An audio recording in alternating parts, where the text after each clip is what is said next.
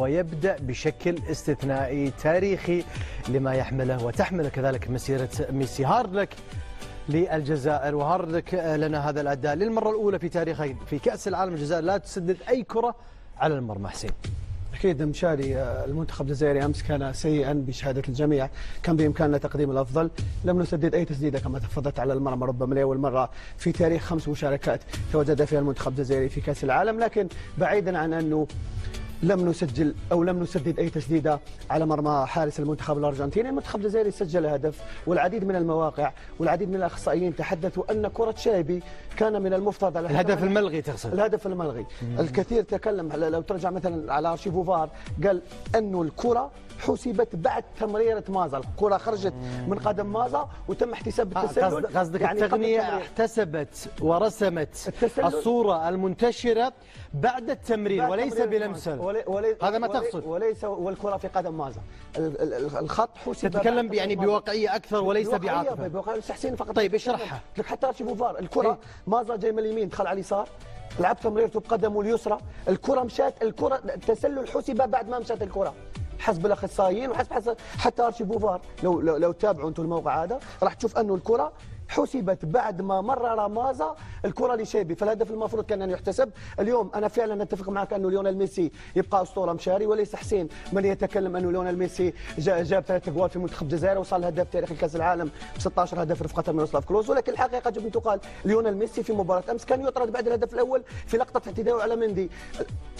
يطرد الحكم، حتى الفار لم يستدعي حتى الحكم. طيب اذا يطرد تفسير انه لم ياخذ حتى انذار، يعني هذه لازم يسال عليها الفار، ليس المنتخب الجزائري. طيب على المنتخب الجزائري. باخذ رايك، بجيك في هذه اللقطه.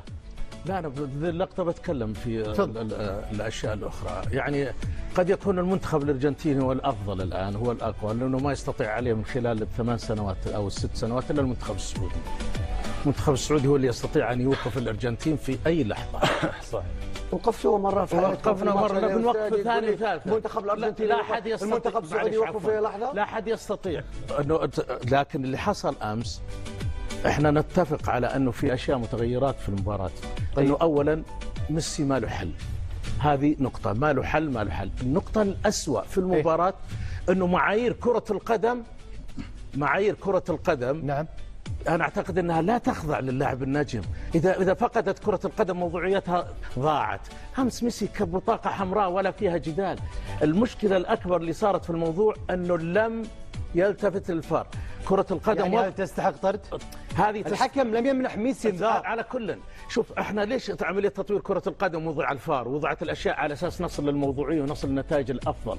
لكن في مثل هذه الحاله حتى لم يسال الفار حتى لم يرجع له. انا اعتقد انه كره القدم في مباراه الجزائر والجزائر والارجنتين فقدت موضوعيتها بشكل كبير. انا ما ادري عن الهدف، قد يكون الراي للهدف غير، لكن بالنسبه لهذه اللقطه كرت احمر وعقاب بعد حتى يوقف ميسي مباراتين. طيب تفسير انه لم يمنع حتى انذار، تفسير انه الحكم شوف وضع ميسي المجامله تقصد؟ لا بس مجامله بلا شك لانه هناك الكثير من الحكام ينظرون الى اللاعب لاسمه لتاريخه، فهذا الحكم اللي كان موجود في مباراه لم يتجرأ. طيب الفار وين دوره؟ الفار في هذه البطوله في معظم القرارات التي كان يجب ان يتدخل الفار لم يتدخل. يعني في مباريات اكثر من مباراه كان يجب ان يستدعي الحكم ويطلع على الحاله، وحتى اللاعبين يعترضون على هذه الحاله ولكن لم يفسد. وهذه ملاحظه عامه على التحكيم. يكمل مساعد.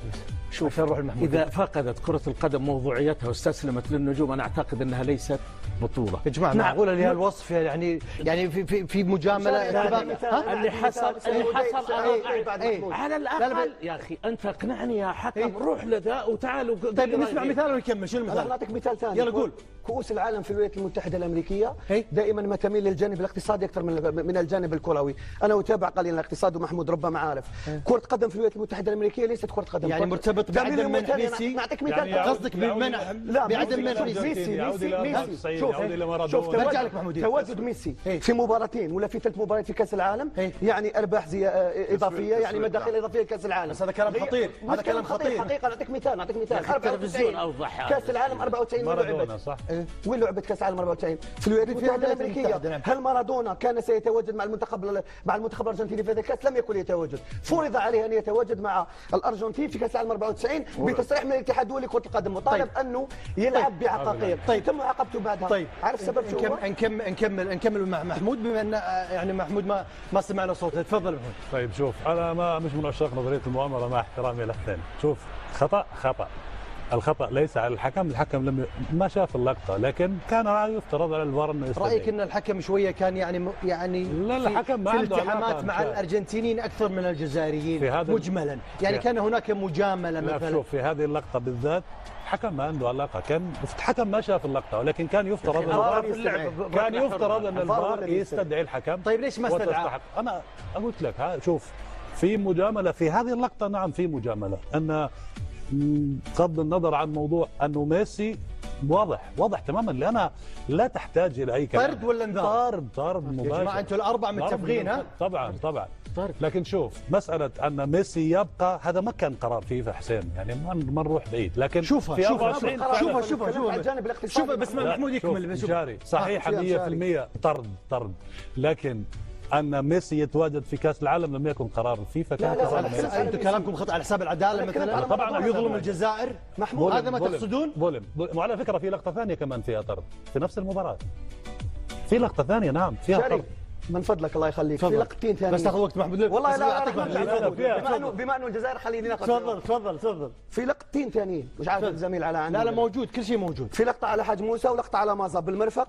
الفار نايم. هذه الفار نايم. بس مشاري معلش برجع لكم ودي. هذه مازا وحاج موسى في لقطتين، مش لقطه. هذه شوف، هذه شوف المرفق، شوف المرفق محمود. لا وين الفار؟ شوف اللقطه الثانيه. شوف هذه اللقطه الثانيه. طيب هذه اللقطه الثانيه. شوف المرفق وين. لكن شوف لا بعطيك بس دقيقه. هذه انذارين، الكلمه هذه طردين يا مشاري. انا مش لانه جزائري حطني من اي دوله، جنسيه عربيه، اي جنسيه. نعم، تعطيني الثلاث لقطات هادو في عوده للفار 3 مرات، اقل حاجه انا لو كانت للارجنتين ماذا تقصد؟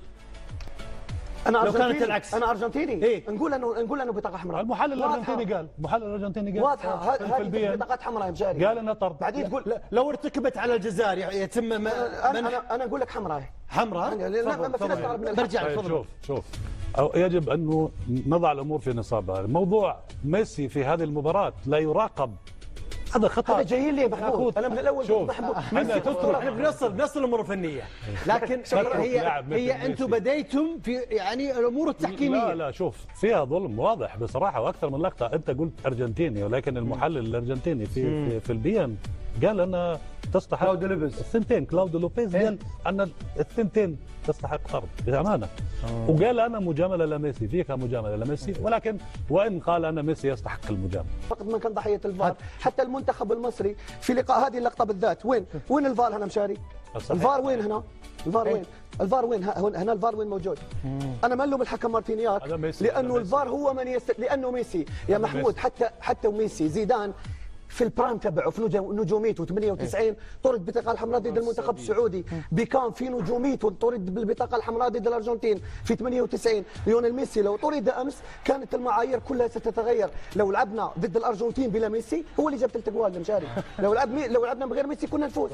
الحقيقه يجب ان تقال، ليست لقطه ميسي فقط. اليوم لقطه امبارح اللي شاف المباراه، مش عارف اذا الزميل علاء عنده الصور، في لقطتين ثانيين كانوا يستدعوا العوده. يعني هذه طرد حسين، هذه طرد. من يتفق؟ هذه طرد مشاري.